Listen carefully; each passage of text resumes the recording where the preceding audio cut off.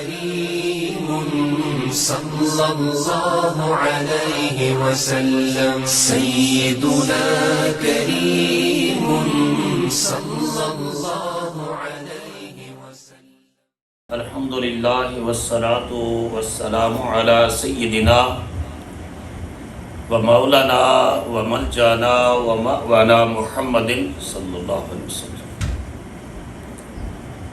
النبی الامی العربی القرشی الحاشمی الابتحی المکی مدنی التحامی الشاہد المشہود الولی المقرب اما بعد فاعوذ باللہ من الشیطان الرجیم بسم اللہ الرحمن الرحیم قال اللہ تبارک و تعالی فی القرآن المجید والفرقان الحمید ان اول بیت وضع للناس للذی ببکۃ مبارکا وہدی للعالمین فیہ آیات بینات مقام ابراہیم ومن دخلہ کان آمنا وللہ علی الناس حج البیت من استطاع الیہ سبیلا ومن کفر فإن اللہ غنی عن العالمین صدق اللہ مولانا العظیم۔ اللہ جل مجدہ کی حمد و ثنا اور حضور راحت قلب و جان صلی اللہ تعالیٰ علیہ وآلہ وسلم کی بارگاہ کرم میں عقیدتوں، محبتوں اور چاہتوں کا خراج پیش کرنے کے بعد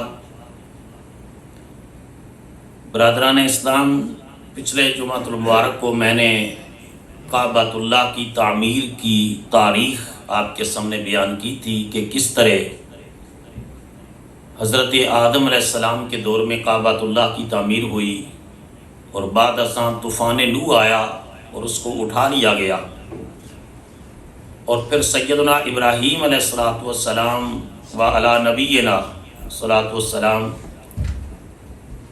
کو اللہ پاک نے حکم دیا اور انہوں نے اپنے لخت جگر سیدنا اسماعیل کے ساتھ مل کر علیہ السلام کے ساتھ مل کر خانہ کعبہ کی تعمیر کی،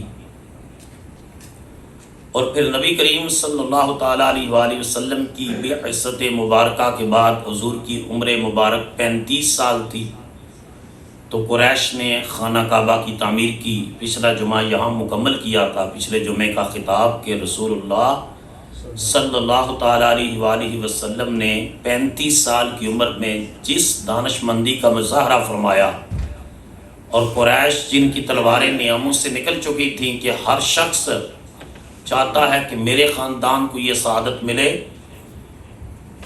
حجر اسود کے رکھنے کی، اور نبی کریم علیہ السلام نے اپنی دانش مندی کے ساتھ، حکمت کے ساتھ مکہ مکرمہ کو بلڈ شیڈ سے اور بڑے خون خرابے سے اپنی دانش مندی سے بچا لیا کہ ایک چادر مبارک میں حجر اسود کو رکھا اور سارے قبائل کو کہا کہ اس کا ایک ایک کونا پکڑ لو، اور جب وہ کعبہ شریف کے قریب آئے تو آپ صلی اللہ علیہ وسلم نے اپنے مبارک ہاتھوں سے حجر اسود کو اٹھا کر اس کی جگہ پر نصب کر دیا۔ اس سے رسول اللہ صلی اللہ علیہ وسلم کی حکمت، دانشمندی، بصیرت، فراست کا اندازہ ہوتا ہے۔ نبی کریم علیہ السلام نے اعلان نبوت فرمایا، اعلان بعثت فرمایا 40 سال کی عمر میں، اور 13 سال کا مکہ مکرمہ میں جو عرصہ ہے وہ انتہائی مشکل ترین عرصہ ہے۔ مسلمانوں پر ظلم و ستم کے پہاڑ توڑے گئے، حتیٰ کہ ان میں 2.5 سال کا عرصہ وہ بھی ہے کہ جب شیب ابی طالب میں اس گھاٹی میں کھلے آسمان کے نیچے جو ہے گزارا کرنا پڑا، ان حالات میں کہ جب کعبۃ اللہ کے ساتھ ایک تحریر لکھ کر قبائل نے لٹکا دی ہے کہ جو ہم نے ان کا سوشل بائیکاٹ کر دیا ہے، محمد صلی اللہ علیہ وسلم اور ان کے ساتھیوں کے ساتھ نہ کوئی چیز خریدے گا نہ بیچے گا، ان کے ساتھ نہ کوئی رشتہ لے گا نہ کوئی دے گا۔ انتہائی پریشانی کے عالم میں 2.5 سال کا عرصہ، حتیٰ کہ چمڑے کو کھانے کے لیے کچھ نے چمڑے کو بھگو کر بھی چوستے رہے، یہ کیفیت تھی۔ آپ اندازہ کیجئے کہ اللہ کے آخری رسول ہیں اور اللہ کے پیغمبر ہیں اور نبیوں کے تاجدار ہیں، ان مشکلات سے گزرے ہیں رسول اللہ صلی اللہ علیہ وسلم، اور پھر حضور کے غلاموں کا، ساتھیوں کا ایمان اس درجے کا تھا، کسی ایک نے بھی نہیں کہا، بد دلی کے مظاہرہ نہیں کیا کہ جی کب آئے گی اللہ کی مدد، اگر آپ اللہ کے سچے رسول ہیں تو کب مدد آئے گی۔ انہیں یقین تھا جو کچھ ہو رہا ہے اللہ کی مشیت سے ہو رہا ہے، اور محمد اللہ کے سچے رسول ہیں صلی اللہ علیہ وسلم۔ سارے بولو صلی اللہ علیہ وسلم۔ یہ 13 سال پہ رسول اللہ صلی اللہ علیہ وسلم نے طائف کا آپشن بھی اختیار کیا کہ شاید طائف کے لوگوں کے مقدر میں یہ سعادت نصیب ہو، اور طائف ذرا ماؤنٹینز پر ہے، آپ کو پتا ہے، تھوڑا سا اونچا، آب و ہوا بھی اچھی ہے، اور مکہ مکرمہ جو ہے نشیب پر ہے۔ تو لیکن طائف کے لوگوں نے بجائے اس کے کہ اس دعوت حق کو قبول کرتے، انہوں نے انتہائی منفی ری ایکشن کیا، انتہائی نیگیٹیو رد عمل ہے ان کے، اور حتیٰ کہ رسول خدا صلی اللہ علیہ وسلم کو جو ہے وہ پر پتھراؤ بھی کیا گیا ہے، رسول اللہ صلی اللہ علیہ وسلم کا خون مبارک بھی گرا ہے، اور ملک الجبال پہاڑوں کا فرشتہ، اینجل آف ماؤنٹینز، وہ بھی آیا ہے کہ آپ مجھے اجازت دیں میں اس بستی کو ان پہاڑیوں کے درمیان پیس کر رکھ دیتا ہوں، یا پھر میں اس کو اٹھاتا ہوں یہاں سے اور آسمان کی بلندیوں پر لے جا کر کے زمین پر پٹک دیتا ہوں۔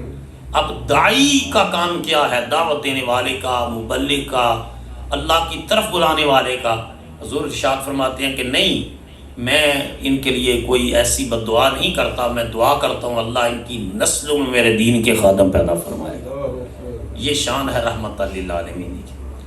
اور اس میں یہ آپ صلی اللہ علیہ وسلم نے ایک بڑی پھر رقت انگیز دعا مانگی ہے۔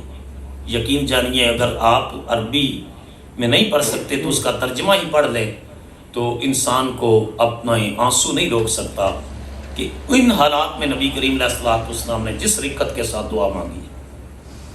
یہ دعا جو ہوتی ہے نا، ہم اس کی اہمیت سے بے خبر ہیں، یقین جانے تقدیر بدل دیتی ہے۔ دعا صحابہ نے مجھے یا رسول اللہ، آپ اٹھنے کے وقت دعا، سونے کی دعا، کھانے کی دعا، کھانے سے پہلے کی دعا، کھانے کے بعد کی دعا، گھر سے نکلنے کی دعا، سفر کی دعا، ہر مقام پر یہ بھی دعا، یہ بھی دعا، یہ بھی دعا۔ فرمایا پتہ نہیں ہے کہ حدیث کا مفہوم ہے، فرمایا کہ تمہیں اندازہ نہیں ہے کہ اللہ اس کی برکت سے کتنی مصیبتیں ٹالتا ہے اور کتنے انعامات عطا کرتا ہے، کتنی مہربانیاں کرتا ہے انسان کے اوپر جب وہ دعا کے حصار میں آ جاتا ہے۔ آپ ٹوکن لیتے ہیں کسی چیز کا، یہ ٹوکن لیا ہے تو جی اب آپ کے پاس ٹوکن ہے، یہ ٹوکن ہے دعا، آپ اس دائرے میں آ گئے ہیں، حصار میں آ گئے ہیں۔ اللہ اکبر۔ تو نبی کریم علیہ الصلوۃ والسلام نے وہ جو دعا مانگی ہے، زخمی ہیں آپ صلی اللہ علیہ وسلم، اور وہ دعا یہ تھی کہ اللہ تو نے مجھے کن لوگوں کے حوالے کر دیا ہے، الی من تکلنی، یا اللہ تو نے مجھے کن لوگوں کے حوالے کر دیا ہے، خوانی علی الناس، لوگوں کے سامنے میری جاگ نسائی ہو رہی ہے۔ اور آخر میں بڑی رقت کے ساتھ، بڑے درد و سوز کے ساتھ آخر میں کہا یہ ساری پریشانیاں ہیں، تکلیفیں ہیں، مصیبتیں ہیں، ان لم تکن علی غضب فلا ابالی، اگر ان پریشانیوں کے باوجود تو مجھ پر ناراض نہیں ہے نا تو پھر مجھے کسی کی پرواہ نہیں ہے، سر تسلیم خم ہے جو مزاج یار میں آئے۔ لیکن اگلا جملہ بڑا غور طلب ہے، یہ تو ہم بھی کہتے ہیں جی منو کسی کی پرواہ نہیں ہے، یہ ہم بھی کہتے ہیں، ٹھیک ہے، لیکن ہم اس ربط کو، اس کنٹیکسٹ کو، اس تسلسل کو پیش نظر نہیں رکھتے۔ یہ تو رسول اللہ نے فرمایا اللہ اگر تو مجھ پر ناراض نہیں ہے نا تو ساری دنیا بھی ناراض ہو جائے، مجھے کسی کی کیا پرواہ ہے۔ ان لم تکن علی، اگر تو میرے اوپر ناراض نہیں ہے غضب فلا ابالی، پھر مجھے کسی کی پرواہ نہیں ہے۔ تو ایک بات تو یہ، 2 پوائنٹس پہ ذہن میں رکھیں، ایک تو یہ کہ اگر اللہ راضی ہے اور سارا جہان ناراض ہو جائے تو انسان کو پرواہ نہیں کرنی چاہیے، اور اگر سارا جہان انسان کے ساتھ ہو اور اللہ راضی نہ ہو تو اس کا وہ ناکام ہے، فیلئر ہے۔ اگلا جملہ جو ہے وہ یہ کہ اگر تو مجھ پر ناراض نہیں ہے تو مجھے کسی کی پرواہ نہیں ہے۔ اگلی دعا کا حصہ یہ ہے، یا اللہ مگر پھر بھی میں تجھ سے عافیت کا ہی سوال کرتا ہوں، میں پھر بھی تجھ سے عافیت کا ہی سوال کرتا ہوں۔ اور یہ عافیت پتہ کیا ہے؟ اللہم انی اسألک العفو والعافیت والمعافات فی الدین والدنیا والآخرہ۔ رسول اللہ صلی اللہ علیہ وسلم کے سگے چچا کر کہتے ہیں یا رسول اللہ کوئی پیاری سی دعا مجھے دے، حضور ان کو عافیت کی دعا دیتے ہیں. وہ دوسرے دن پھر آتے ہیں، یا رسول اللہ کوئی اور دعا. حضور پھر عافیت کے لیے کہ اللہ کی بارگاہ میں عافیت مانگو. وہ تیسرے دن پھر آتے ہیں، یا رسول اللہ صلی اللہ علیہ وسلم کوئی اور پیاری دعا. حضور پھر عافیت کی دعا کے لیے کہتے ہیں. فرمایا میرے چچا جس کو عافیت مل گئی دونوں جہانوں کی خیر مل گئی، دونوں جہانی کی اس کی برکت مل گئی، اس سے بڑی اور دعا تمہیں کیا کون سی چاہیے. تو حضور نے اس میں یہ بھی دعا مانگی. اب وہ تو ایک لمبا چیپٹر ہو جائے گا کہ میں اس کی ڈیٹیل میں واقعہ طائف میں نہیں جاتا. تو نبی کریم علیہ الصلوۃ والسلام نے تعمیر کعبہ اعلان بعثت کے بعد تو نہیں حضور فرما سکے، کیونکہ حالات ہی ایسے تھے. 360 بت کعبے کے اندر ہیں اور نبی آقا علیہ الصلوۃ والسلام کو مشکل حالات میں مائیگریٹ کرنا پڑا ہے مکہ مکرمہ سے مدینہ طیبہ کی طرف. اب جو ورلڈ کے بڑے بڑے اورنٹیلسٹ ہیں، مستشرقین ہیں، انہوں نے کتابیں لکھی. انہوں نے کہا کہ مکہ میں محمد صلی اللہ علیہ وسلم درویش تھے، صوفی تھے، غار میں جاتے تھے. He was a saint, but when he migrated from Makkah to Medina, he became a statesman, politician, political leader. He is writing the letter to the heads of the different states.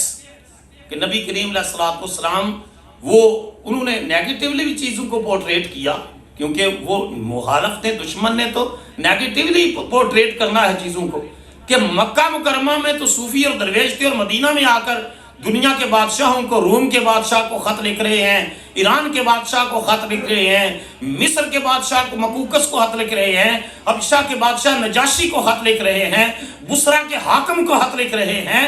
مصطفیٰ کو اپنی دعوت کی حقانیت پر اس قدر یقین کامل تھا، جانتے تھے یہ ساری بادشاہیاں عارضی اور جھوٹی ہیں، حقیقی اور سچی اور دائمی بادشاہی میرے رب کی ہے اور قیامت تک رہنے والی لیڈرشپ محمد کی صلی اللہ تعالیٰ علیہ وسلم. اب حضور مائیگریٹ کر کے مدینہ طیبہ تشریف لے آتے ہیں اور مدینہ طیبہ 17 مہینے تک حضور نے بیت المقدس کی طرف، مسجد اقصیٰ کی طرف منہ کر کے نماز پڑھائی ہے صحابہ کو. لیکن حضور علیہ الصلوۃ والسلام کے دل میں یہ خیال ضرور آتا تھا، اور بیت المقدس جو ہے، مسجد اقصیٰ جو ہے، یہ بیت اللہ شریف خانہ کعبہ کی تعمیر سے 40 سال کے بعد، بولو کتنا، سارے بولو کتنا، 40 سال کے بعد تعمیر ہوئی ہے. اور قرآن مجید اس کی گواہی دیتا ہے، اِنَّ أَوَّلَ بَيْتٍ وُضِعَ لِلنَّاسِ لَلَّذِي بِبَکَّةَ مبارکم وَهُدًى لِلْعَالَمِينَ. سب سے پہلا اللہ کا گھر ہوئے زمین پر جو بنایا گیا، بے بکہ، مکہ کو بکہ بھی کہتے ہیں، وہ مکہ مکرمہ میں ہے. ہدن فرمایا فی آیات بینات، ہدن للعالمین، لوگوں کے لیے ہدایت کا باعث ہے. فی آیات بینات مقام ابراہیم، اس میں روشن نشانیاں ہیں اور مقام ابراہیم ہے. وَلِلَّهِ عَلَى النَّاسِ حِجُّ الْبَيْتِ مَنِ اسْتَطَاعَ إِلَيْهِ سَبِيلًا. جو صاحب استطاعت ہے اس کے لیے اس گھر کا حج فرض کر دیا گیا ہے. وَمَنْ كَفَرَ فَإِنَّ اللَّهَ غَنِيٌّ عَنِ الْعَالَمِينَ. جو استطاعت کے باوجود کفر کا راستہ اختیار کرے، جان لے اللہ دونوں جہانوں سے بے نیاز ہے، اللہ کو کسی کی ضرورت نہیں ہے. جو کچھ نیکی کرتا ہے اپنے فائدے کے لیے ہی کرتا ہے، اسی کا فائدہ اور بھلائی ہوتی ہے. تو 17 مہینے پھر مسجد قبلتین میں رسول اللہ نماز پڑھا رہے تھے. الحمدللہ میں نے اس مسجد کی زیارت کی ہے، نماز پڑھی ہے. آپ میں سے بھی اکثریت نے زیارت کی ہوگی، نماز پڑھی ہوگی. اس میں نبی پاک علیہ الصلوۃ والسلام کو حالت نماز میں پہلے بھی خیال آتا تھا کہ ہمارا قبلہ بیت اللہ شریف بن جائے، مکہ مکرمہ جو ہے. لیکن اس دن یہ خیال شدت کے ساتھ آیا، اور اس شدت کے ساتھ آیا کہ حالت نماز میں نبی کریم علیہ الصلوۃ والسلام کا چہرہ مبارک آسمان کی طرف اٹھا ہے، آسمان کی طرف اٹھا ہے. اور اس وقت اللہ پاک نے نماز کے ختم ہونے کا بھی انتظار نہیں کیا. اللہ نے حالت نماز میں جبرائیل کو بھیجا ہے اور فرمایا قد نرا تقلب وجهك في السماء فلنولینک قبلۃ ترضاها. میرے حبیب بار بار ہم تیرا چہرہ آسمان کی طرف اٹھتا ہوا دیکھ رہے ہیں. میرے حبیب جدھر تیری مرضی ہے ادھر اپنے رخ کو پھیر لے، جدھر تیری رضا ہے ہم اسی سمت کو کعبہ بنا دیتے ہیں، اسی کو قبلہ بنا دیتے ہیں. تو نبی کریم علیہ الصلوۃ والسلام نے حالت نماز میں اپنا چہرہ مبارک مسجد اقصیٰ سے مسجد حرام کی طرف پھیرا ہے، حالت نماز میں. اب رسول اللہ صلی اللہ علیہ وسلم کی طرف وہی آئی ہے، مگر صحابہ کرام مقتدی ان میں سے کسی نے یہ نہیں کہا، قرآن کہتا ہے کہ پیچھے والوں کی، ایمان والوں کی آزمائش تھی کہ اللہ کی نماز پڑھ رہے ہیں اور حالت نماز میں چہرہ پھیر دیا ہے. یہ بہت بڑی آزمائش تھی تاکہ اللہ دیکھے کہ ایمان کا دعوے دار سچا کون ہے. اب جدھر جدھر رسول اللہ کا چہرہ مبارک جا رہا ہے ادھر ادھر غلامان مصطفیٰ کا چہرہ جا رہا ہے. اور یہ مسجد قبلتین میں آدھی نماز بیت المقدس کی طرف کر کے مسجد حرام اور بقیہ آدھی جو ہے وہ مسجد حرام، پہلی نماز آدھی نماز مسجد اقصیٰ بیت المقدس اور بقیہ آدھی بیت اللہ شریف مسجد حرام کی طرف کر کے پڑھی گئی، مکمل کی گئی.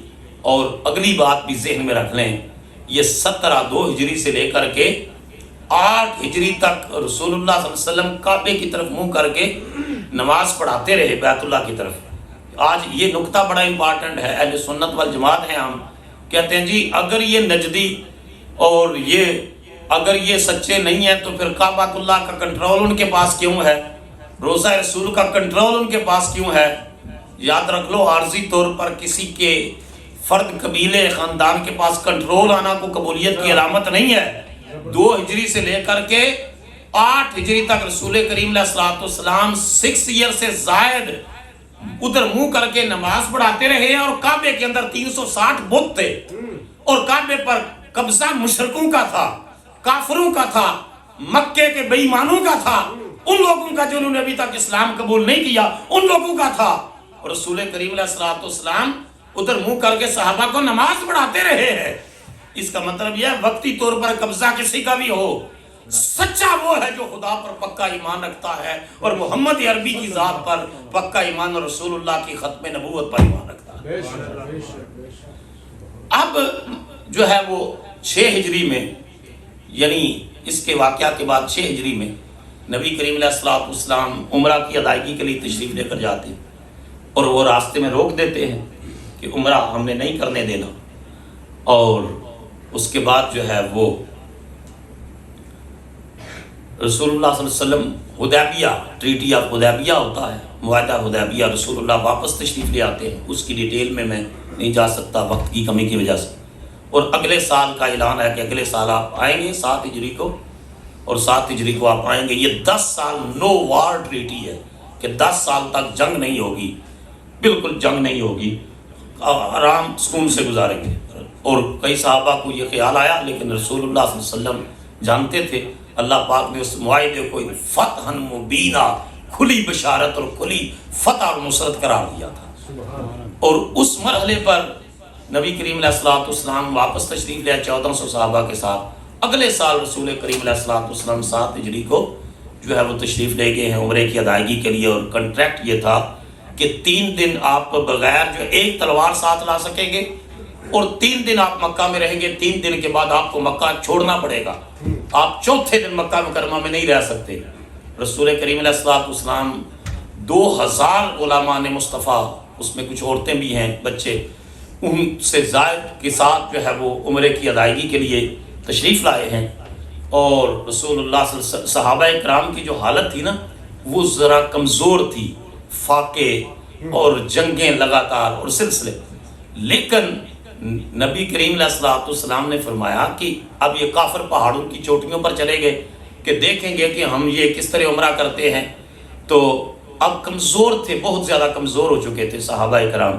تو رسول کریم علیہ السلام نے فرمایا اکڑ کے چلنا اللہ کو پسند نہیں ہے، لیکن آج کعبے کا طواف اکڑ کے کرو، کافروں کو پتا چلے ہمارے اندر طاقت ہے. تو یہ تمام حاجیوں کے لیے لازمی قرار دے دیا. وہ ادا بھی اللہ تعالیٰ کو پسند آئی. ویسے اکڑ کے، قرآن کہتا ہے کہ تم زمین پر اکڑ کے نہ چلو، تم زمین کو نہ پھاڑ سکتے ہو نہ آسمانوں تک پہنچ سکتے ہو. کبر اور کیبر، پراؤڈنس، یہ اللہ کی چادر ہے. کبر اللہ تعالیٰ، اور جس نے اس کو چادر کو اوڑھنا چاہا اللہ اس کو ذلیل و رسوا کر دے گا. لیکن اس مرحلے پر اور تیسرا دن آیا تو ان کا ایک سردار آیا، اس نے کہا کہ ہمارا کنٹریکٹ ہے کہ آپ 3 دن کے بعد مکہ چھوڑ دیں گے. سیدنا فاروق اعظم رضی اللہ تعالیٰ جلال میں آگے آپ نے فرمایا یہ کعبہ کس کا ہے؟ سیدنا ابراہیم کا ہے اور کا بنایا ہوا ہے، اللہ کا گھر ہے اور محمد صلی اللہ علیہ وسلم ان کی اولاد ہیں، تم کہتے ہو کعبہ چھوڑ دو؟ انہوں نے کہا کہ نہیں، ہمارا کنٹریکٹ ہے کہ آپ نے کعبہ چھوڑ دینا ہے.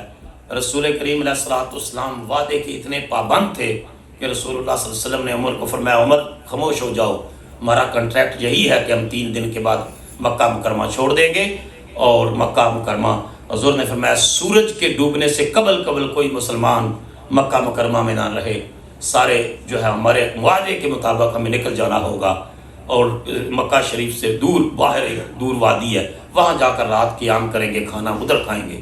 تو چنانچہ حضور نے اپنے وعدے کی پوری پابندی فرمائی۔ اب اللہ تعالیٰ کی طرف سے کرنا ایسا ہوتا ہے کہ اللہ کی طرف سے ایسا ہوتا ہے کہ یہ جو نو وار ٹریٹی ہے 10 ایئرس کے لیے، اس کی وائلیشن اہل قریش کے ایک علائی ٹرائب کی طرف سے ہو جاتی ہے، جو اتحادی قبیلہ ہے وہ وائلیشن کر دیتا۔ اب جب ان کی طرف سے وائلیشن ہوئی تو ابو سفیان جو ہے وہ بار بار آتے ہیں مدینہ طیبہ اس کی جو ہے وہ معاہدے کو دوبارہ بحال کرنے کے لیے، لیکن رسول خدا صلی اللہ علیہ وسلم نے ان کے ساتھ گفتگو ہی نہیں فرمائی۔ حضور نے فرمایا میں ان سے بات نہیں کرنا چاہتا، معاہدہ ہم نے نہیں توڑا، تم نے توڑا ہے، اس کے نتائج تم دیکھو گے۔ حتیٰ کہ وہ میں کہتا کہ میں مکہ کا امیر ہوں، میں قریش کا سردار ہوں، اور میں فوجوں کا سپہ سالار ہوں، کوئی مدینہ طیبہ میں مجھ سے بات کیوں نہیں کرتا؟ حتیٰ کہ مجبور ہو کر اپنی بیٹی ام حبیبہ کے پاس گیا، جو رسول اللہ صلی اللہ علیہ وسلم کی زوجہ بن چکی تھی، یہ ابو سفیان کی بیٹی تھی، اور ان کا یہ مسلمان کے نکاح میں تھی، اور جب مسلمان ہجرت کر کے حبشہ گئے تو ان کا خامد مرتد ہو گیا تھا، وہاں اس نے اسلام چھوڑ دیا، عیسائی ہو گیا۔ اب جب یہ خامد مرتد ہو گیا تو یہ اس کے نکاح سے نکل آئی، جب اس کے نکاح سے نکل آئی تو نبی کریم علیہ الصلوۃ والسلام نے حبشہ کے بادشاہ نجاشی کو یہ پیغام دیا کہ ام حبیبہ اس کو میرے نکاح میں دے دیا جائے۔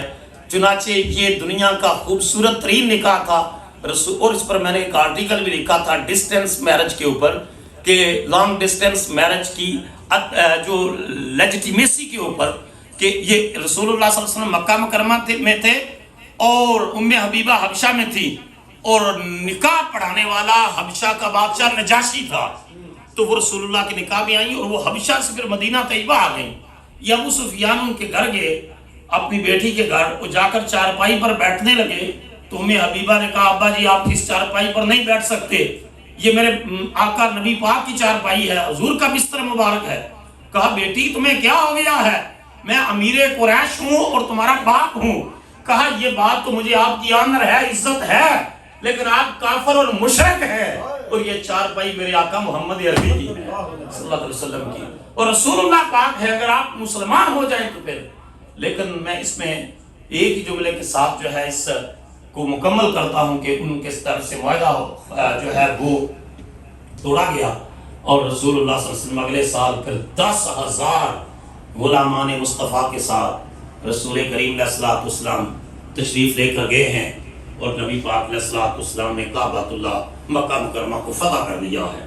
آپ اندازہ کر لیں اللہ کی قدرت کی نشانیاں، ایک سال پہلے وہ ایک دن بھی ٹھہرنے نہیں دے رہے رسول اللہ کو کہ معاہدہ ہے آپ مکہ سے نکل جائیں، اور اگلے سال رسول اللہ صلی اللہ علیہ وسلم فاتح عالم کی حیثیت سے تشریف لاتے ہیں۔ اونچاتے بولو نا، فاتح عالم کی حیثیت سے تشریف لاتے ہیں۔ اس میں ایک واقعہ درمیان میں بڑا خوبصورت ہوا، وہ یہ کہ 10,000 کی آرمی ہے، 10,000 کی آرمی، حضور نے پتہ نہیں لگنے دیا کسی کو۔